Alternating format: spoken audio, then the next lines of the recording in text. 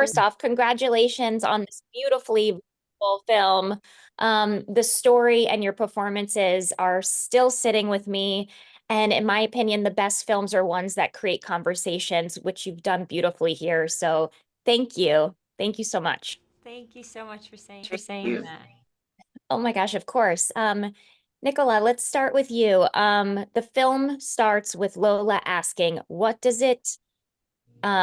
being good even mean? Which is like, great question. I'm still trying to figure that one out myself. How has going on this journey, working on Lola from page to screen, given you the space and creative permission to explore these really important questions about love, gender expression, to name a few? Honestly, well, first of all, I completely agree with you. I love when films are left like undecided or open ended, or just films that you can have conversations about after, and you and your friends have different perspectives about it. And this film does have a few themes of that, whether that's generational trauma, religion, like you said, what does it even mean to be good? And I think, the reason why I wrote that question is because, really, from Mona's point of view, people look at her and can say she's the villain, she's a terrible mother, and she makes terrible choices. Of course, she makes terrible choices. That is obvious. But why does she make those choices? Does she think she's making those choices on purpose? Or is she coming from a good place? Or does she think, I'm trying to help my kid, I'm trying to save my kid? And those were the conversations, specifically Virginia and I had over and over about Mona. But yeah, I mean, I wrote it when I was 23. I'm 29, so it's been definitely a very, very long process for me, and I'm so honored that these incredible actors, Virginia, Raven, and this whole cast were able to trust me with this, and I'm just so proud to say that I got to direct them in a film. I'm so honored. Absolutely. That was lovely. Thank you for sharing that.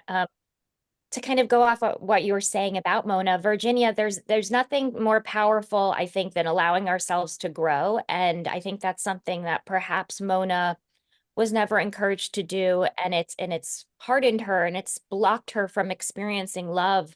Can you talk about finding the pain hidden within the cruelty?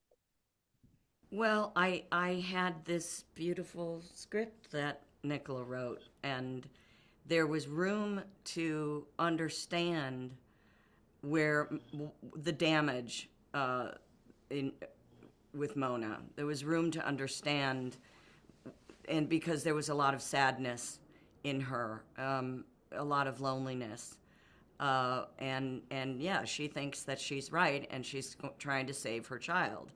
Um, and she doesn't understand this first one. They have so much in common, but she doesn't think so.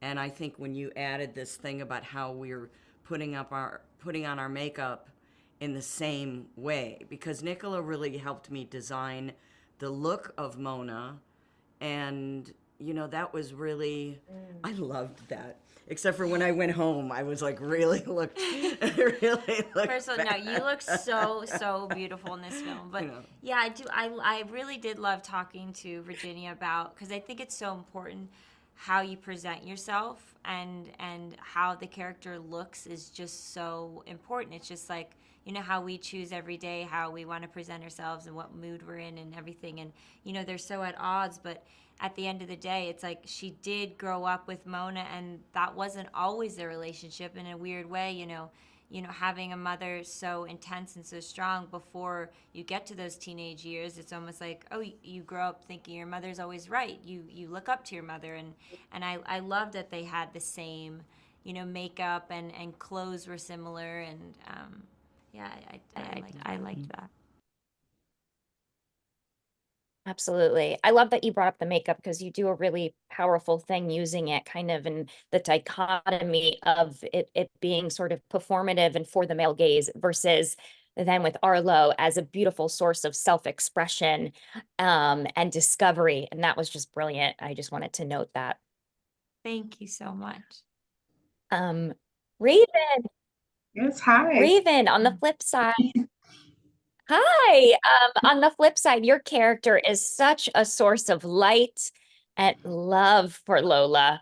Um, you have some beautiful scenes between the two of you. Can you talk to me about why it was important for you to not only kind of represent the support with kind gestures, but also with this deep empathy that your character has for her? There's that moment where you almost yourself break down at just the empathy that radiates from her. Can you talk about that?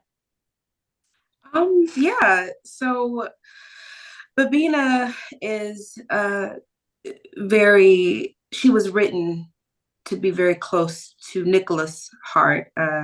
She's her muse is her best friend Ange, and I think um, when I found that out after talking to Nicola during the audition process, um, I said, okay, so Angela is similar to me and similar to most Black women like us. That's what we do.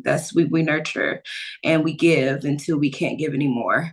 And I am that for my friends as well. I've always been the friend who, come over, you don't feel good, you're not feeling good mentally, come over, get some food, let's talk, let's get it out, let's hug it out. We don't have to say anything, we can sit here in silence. I've always been that person to the people in my life. So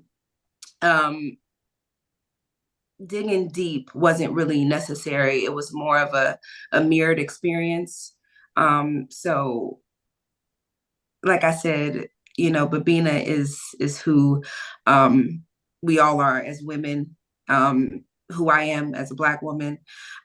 We show up and we show each other love, unconditional love. And yeah. I just want to say one thing, that when I Oh, no, please. watched Raven's audition, it truly made me so emotional, and like it sent chills through me, because her light that she had within her was so similar to exactly the way you just described, the way Ange is to me, that I am so grateful to have her in my life. And when I saw her audition, it was just like game over. She just has such a beautiful light within her, and every time Thank she's you. on screen, you really feel that. So I Yeah. just wanted to Yeah. add that. But I'm Thank sorry to you. interrupt you. No, Thank no, please. I'm so that happy you said that, and I couldn't agree more. It truly radiates. And I mean, there's a lot of times, I mean, also this is a testament to the wonderful writing here. Often the best friend is sort of relegated as sort of this like side character, but not here. She is so present and so grounded. And it was just, yeah, like you said, Raven, it's like it's sort of a love letter to those women in your life who are who are your anchors. And it was beautiful. So Yeah.